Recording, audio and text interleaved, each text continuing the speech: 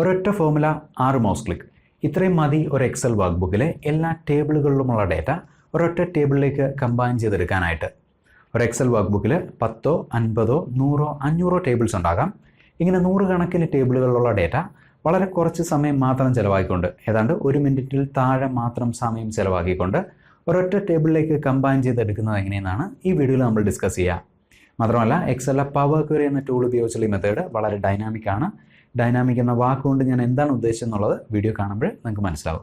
ഇന്ത്യയിലെ പല നഗരങ്ങളിൽ ഇലക്ട്രോണിക് ഗാഡ്ജറ്റ്സ് സെല്ല് ചെയ്യുന്ന ഒരു കമ്പനിയുടെ ഒരു ദിവസത്തെ സെയിൽസ് ഡേറ്റയാണ് ഈ കാണുന്നത്. ഇവിടെ 4 വർക്ക്ഷീറ്റുകളിലായിട്ട് 18 സിറ്റികളിൽ നിന്നുള്ള ഡേറ്റയുണ്ട്. ലിസ്റ്റ് ഓഫ് സിറ്റീസ് എന്ന 5ാമത്തെ വർക്ക്ഷീറ്റ്. ഈ വർക്ക്ഷീറ്റിലുള്ളത് കമ്പനിയിലെ സ്റ്റാഫിൻ്റെ എണ്ണമാണ്. അതായത് സൗത്ത്, നോർത്ത്, വെസ്റ്റ്, ഈസ്റ്റ് എന്നിങ്ങനെ 4 വർക്ക്ഷീറ്റുകളിൽ സെയിൽസ് ഡേറ്റ കണ്ടെയ്ൻ ചെയ്യുന്ന 18 tables.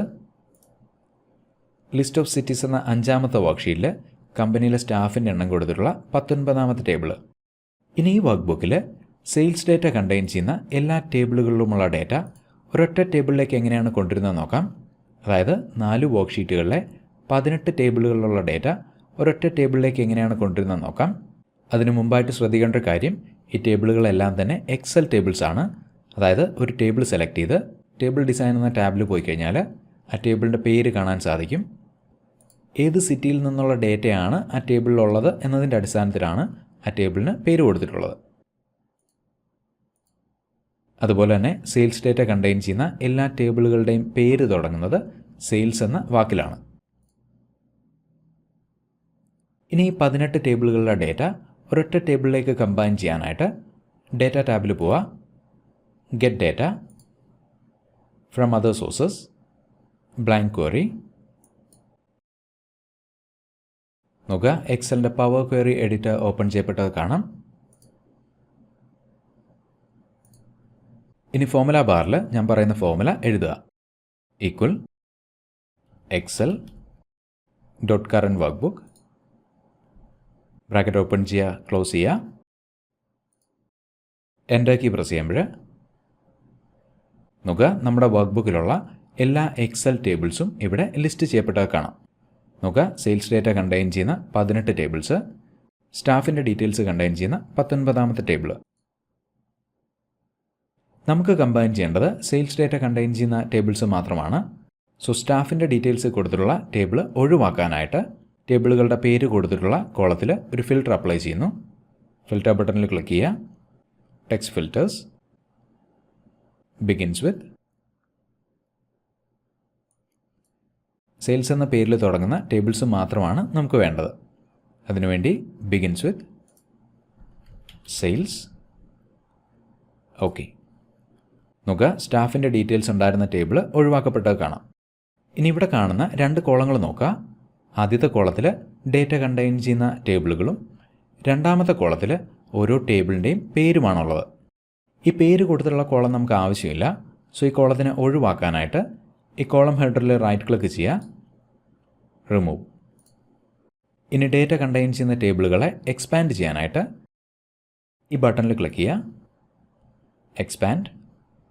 Use original column name as prefix എന്ന ചെക്ക് ബോക്സ് അൺമാർക്ക് ചെയ്യുക. ഓക്കെ. നോക്കുക, 18 ടേബിളുകളിലുള്ള ഡേറ്റ ഒരൊറ്റ ടേബിളിലേക്ക് വന്നാൽ കാണാം.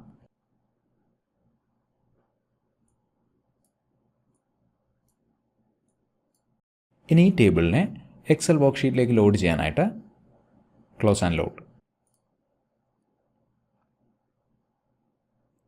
നോക്കുക, ഈ വർക്ക് ബുക്കിലെ 18 ടേബിളുകളിലുള്ള ഡേറ്റ ഈ ഒരൊറ്റ ടേബിളിലേക്ക് കമ്പൈൻ ചെയ്യപ്പെട്ടു.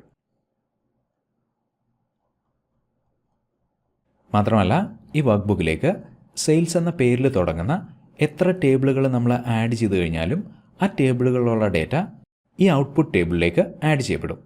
അതുകൂടെ ഒന്ന് വളരെ പെട്ടെന്ന് നോക്കാം. അഡീഷണൽ ഡേറ്റ കണ്ടെയ്ൻ ചെയ്യുന്ന മറ്റൊരു വർക്ക് ബുക്ക്. നോക്കുക, ഇവിടെ സെയിൽസ് ഡേറ്റ കണ്ടെയ്ൻ ചെയ്യുന്ന 2 ടേബിൾസ് കാണാം. ഈ 2 ടേബിൾസും ഞാൻ ഇവിടെ നിന്ന് കോപ്പി ചെയ്യുന്നു. Right click, copy. പുതിയൊരു വർക്ക്ഷീറ്റ് ആഡ് ചെയ്യുന്നു. Right click, paste. ഇനി 2 ടേബിളുകളുടെ പേര് നമുക്കൊന്ന് ചെക്ക് ചെയ്യാം.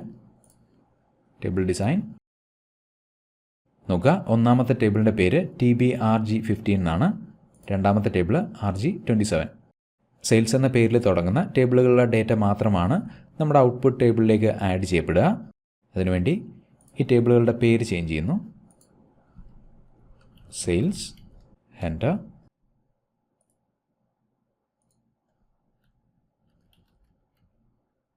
എൻ്റർ. ഇനി ഈ ഔട്ട്പുട്ട് ടേബിൾ റിഫ്രഷ് ചെയ്ത് കഴിഞ്ഞാൽ എന്താണ് സംഭവിക്കാൻ നോക്കുക. Right click, refresh. നോക്കുക, നമ്മൾ പുതിയതായിട്ട് ആഡ് ചെയ്ത 2 ടേബിളുകളുടെ ഡേറ്റ ഈ ഔട്ട്പുട്ട് ടേബിളിലേക്ക് ആഡ് ചെയ്യപ്പെട്ടു.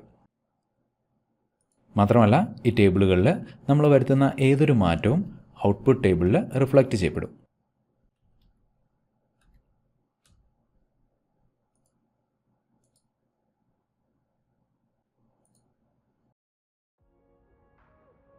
എക്സലിലെ പവർ ക്വറി ഉപയോഗിച്ചുള്ള ഡേറ്റ ക്രഞ്ചിങ് ടെക്നിക്സിനെ കുറിച്ച് കൂടുതൽ അറിയാനായിട്ട് ഈ ചാനലിൻ്റെ പ്ലേലിസ്റ്റുകളൊന്ന് ചെക്ക് ചെയ്യുക. മറ്റൊരു എക്സൽ വീഡിയോ ആയിട്ട് വീണ്ടും കാണുന്നതായിരിക്കും. Thank you for watching and wish you a great day.